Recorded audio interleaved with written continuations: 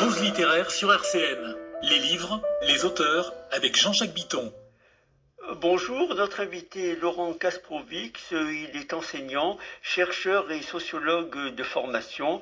Il est co-auteur avec Romuald Leterrier, qui est chercheur indépendant en ethnobotanique, d'un livre qui s'intitule Phénomène et si notre réalité était un rêve.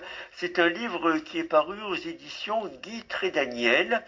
Romuald Leterrier devait participer à cette interview, mais pour des motifs indépendants de sa volonté, il n'a pas pu le faire. En tout cas, on lui souhaite un bon rétablissement. Laurent Kasprowicz, bonjour. Oui, bonjour aux auditeurs. Merci de l'invitation. Alors, c'est avec plaisir. Donc, votre livre Phénomène au pluriel, et si notre réalité était un rêve. Mais c'est vrai que c'est une question qu'on s'est beaucoup posée. Si notre réalité était un rêve, c'est-à-dire peut-être que finalement, quand nous mourons, nous nous réveillons d'un rêve. Est-ce que c'est ça ce que signifie ce sous-titre? Absolument, on peut l'entendre comme ça. Après, la mort peut être également un autre rêve. D'ailleurs, il me semble que le grand philosophe Kant l'avait dit un petit peu dans un de ses textes. Un autre rêve un peu plus subjectif que celui que nous vivons. Schopenhauer l'avait dit aussi. D'accord, ok. Voilà, Schopenhauer l'avait dit aussi. Alors justement, dans ce livre Phénomène, c'est vrai que c'est un mot qui est toujours un petit peu effrayant. Alors vous parlez de phénomènes assez particuliers. Par exemple, vous parlez de poltergeist, d'expériences de mort imminente, vous parlez d'ovnis, de contact avec les défunts, de rencontres du troisième type. Alors on se demande finalement par moments si c'est pas un petit peu de la fiction tout ça, ou si c'est de la réalité. Alors déjà, que signifie le terme poltergeist? Alors, déjà, il faudrait le prononcer poltergeist, à mon avis. Oui. Je ne suis pas spécialiste de ces sujets.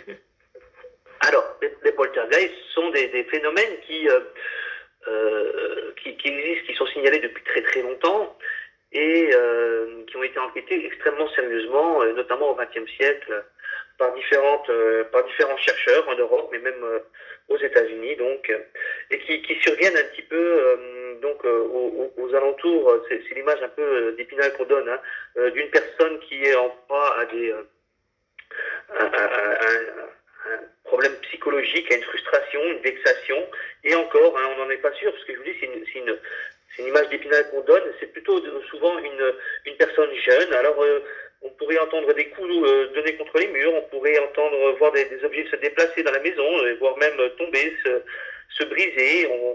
Il y a des cas très très célèbres même de discussion avec quelque chose qui taperait contre les murs, de pseudo-discussion, puisque ce qui serait à l'origine du phénomène serait doté également d'une intelligence et d'une capacité à communiquer. On a également des jets de cailloux, je pense au cas de la clinique d'Arcachon, des jets de cailloux qui viendraient d'on ne sait où, parce que parfois ça se produit à l'intérieur même d'un bâtiment, d'une maison. On aurait des phénomènes extrêmement étranges que, bien sûr, la science dite classique ne parvient pas à expliquer et à comprendre. Voilà, mais peut-être qu'on n'arrive pas à expliquer, à comprendre pour le moment, mais dans quelques années, on y arrivera. Mais écoutez, nous, dans notre livre Phénomène, c'est ce que nous proposons, donc une piste explicative, en rapprochant les phénomènes dits paranormaux, tels que les poltergeists, mais moi j'étudie personnellement le phénomène des coups de téléphone dits post-mortem. Des gens parfois reçoivent un coup de téléphone, bref, d'un proche défunt. Eh bien, j'essaie on essaye de comprendre ça et de rassembler ça et d'y mettre même parfois des rencontres rapprochées dans le domaine ovni qui sont très très étranges et même burlesques ou absurdes quand elles sont rapportées littéralement par les témoins. Mais on essaie de les rassembler et de voir que finalement elles ont un processus de manifestation qui est souvent identique et qui rappelle... Oui, quand vous parlez de coups de téléphone donnés par une personne défunte, sans vouloir être trop terre à terre, ça peut être aussi une mauvaise plaisanterie, parce que si quelqu'un est capable d'imiter la voix du défunt, il peut le faire. Parce que pourquoi un défunt donnerait un coup de téléphone alors qu'il lui suffit de dialoguer avec la personne par d'autres moyens?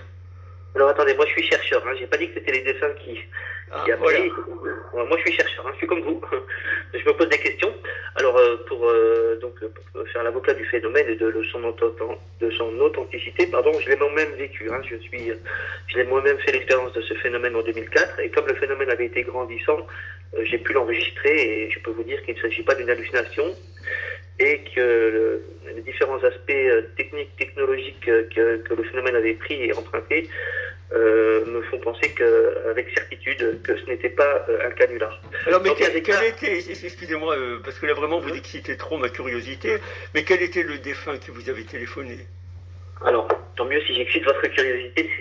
Mais, C'est le but quel était le défunt qui de vous mon avait travail. téléphoné? Est-ce que Alors, vous connaissiez cette personne?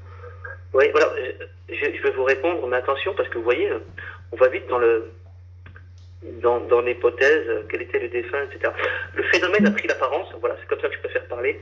Le phénomène a pris l'apparence effectivement d'un grand-père défunt qui me contactait suite au décès de ma chienne à l'époque. Tout cela est raconté en long, en large et en travers dans le livre Phénomène. Et j'invite vraiment, parce que ce serait trop long ici à expliquer vraiment ce qu'il en était à lire, hein, à lire ce livre. Mais dans bien des cas, on a des échanges de conversation avec un proche ou un ami défunt, et parfois ça se produit même des années après un deuil, hein, 10, 15, 20 ans après un deuil. Donc c'est un phénomène extrêmement étrange, perturbant, mais après tout ce que moi j'ai vécu et après tout ce que j'ai lu, puisqu'il y a également un universitaire anglais qui bosse sur le sujet, le phénomène est réel. D'accord, mais c'est un phénomène involontaire, je veux dire, vous n'avez rien fait pour le provoquer. Non, moi-même à l'époque j'étais plutôt, j'aurais rigolé si on m'avait parlé de ce genre de phénomène. Ça n'a rien à voir avec avec ces personnes qu'on appelle pythonistes qui réveillent les morts, c'est pas ça du tout. C'est un phénomène qui arrive à l'insu de la personne, elle n'a rien fait pour le provoquer. Exactement, vous faites bien de le signaler, c'est un phénomène spontané, totalement spontané. Ça n'a rien de comparable, a priori, hein, à un certain degré, avec la TCI, vous savez, la transcommunication instrumentale, où là, on a des personnes qui, effectivement, se mettent derrière un magnétophone ou un ordinateur et qui tentent d'enregistrer des voix de défunts. Là, en l'occurrence, ça n'a rien à voir, c'est vraiment totalement spontané.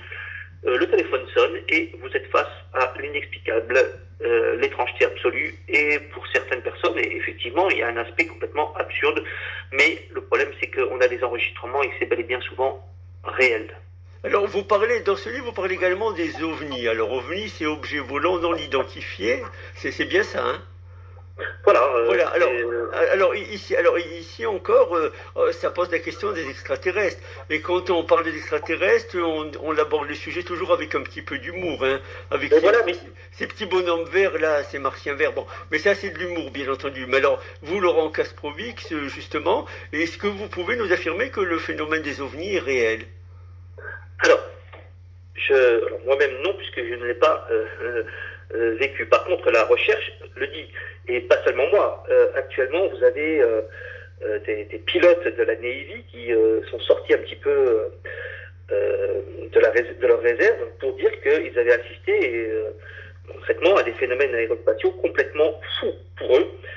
Des objets qui se déplaçaient à des vitesses pas possibles, avec des trajectoires pas possibles, si bien que le Pentagone, mais aussi la Navy, hein, c'est-à-dire l'armée de mer américaine, et également maintenant la NASA, hein, ont ouvert des services pour enquêter sérieusement sur le phénomène OVNI, y compris le Congrès américain fait pression pour avoir des révélations sur ce qui est su sur ce phénomène.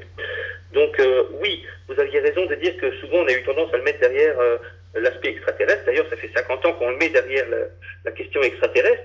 Mais nous proposons, nous, dans le livre, une autre piste hein, qui est un peu plus, on va dire, en lien avec notre monde et notre réalité bien à nous, puisque je vous ai dit tout à l'heure, les phénomènes paranormaux et les phénomènes de type OVNI ont souvent un processus de manifestation qui est identique et qui cela pose la question d'une source peut-être commune à ces différents phénomènes qu'on a souvent séparés, et on les a souvent peut-être séparés à tort. Hein. Poltergeist d'un côté, OVNI de l'autre, on a pensé que c'était deux choses complètement différentes.